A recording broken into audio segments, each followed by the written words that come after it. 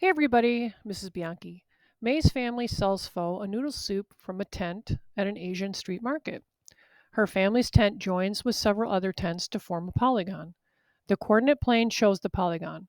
The units in the coordinate plane are measured in feet. What area of the market do the tents cover in square feet?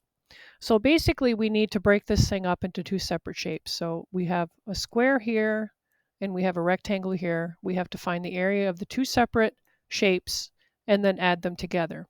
So let's focus on how do we find the area. In order to find the area of this red square, we would need the distance between these 2 points right here. So how would I do that? Well, the y's are matching. It's the x's that differ from each other. We would say to ourselves, are these in the same quadrant, yes or no? And the answer to that question is yes. So let's make sure we understand the quadrants. So everything that's in here, that would be quadrant 1. Everything here would be quadrant 2. Down here was quadrant 3, and this would be quadrant 4. So they're in the same quadrant, which means we're subtracting the absolute values. So how would we note that on our piece of paper? We would show the absolute value of a 3 and the absolute value of a 1, and we're subtracting those two things together. So 3 minus 1 would give us 2. So we know that the length of that line is 2. All right, so what about, how do we get the distance? We need the length of this line right here. That's from here to here. Again, the 2 points are in the same quadrant, so we have to do something magical with the, the coordinates that differ from each other. Excuse me, I have a tickle in my throat. The notation for that would look like this. The absolute value of a 5, the absolute value of a 3, and we're subtracting that. So 5 minus 3 would also give us 2. All right, so it's a square. 2 times 2 would give us 4. The area of the red square is 4. Now, what would we show? We would show area equals base times height, or we would show side squared. Area equals 2 squared. 2 squared is the same thing as 2 times 2, which is 4. And I think this is in feet, it said, so that would be 4 square feet. All right, so now let's move on to the other shape. So we have to find the dimensions for this green rectangle. So what would we need? We would need the base and the height. So that means we need to figure out the length of this line right here, and we need to find the length of this line. So let's start with this one. Now these points are in different quadrants. This is in quadrant 2, this is in quadrant 3, different quadrants.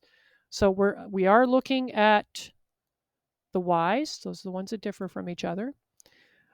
So we have the absolute value of a 3, we have the absolute value of a -1, and because they're in different quadrants, we're actually going to be adding those two things together. So the absolute value of a 3 is 3, so basically what are we doing? We're saying that that's 3 units away from the line, and this is 1 unit away from the line.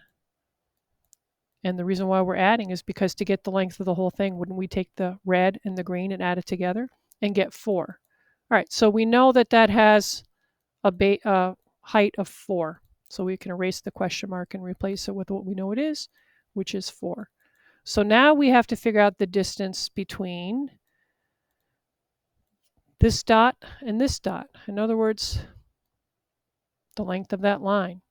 So the y's match, the x's are the ones that differ from each other. So we're adding the absolute value of those two numbers because they're in different quadrants. So the absolute value of a -2 plus the absolute value of a 3, we simplify that, we get 2 plus 3, and that would give us 5. So we know that this is 5. Now to find the area of the green rectangle, we would be doing area equals base times height.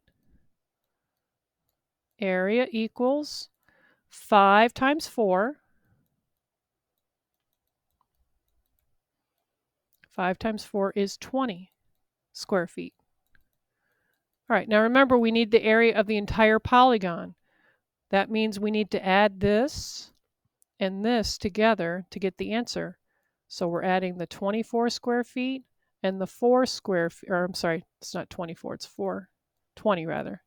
20 square feet, we're adding this, and 4 square feet to get the total square feet for the tent. All right, so go ahead and add those two numbers, and then you'll have your answer.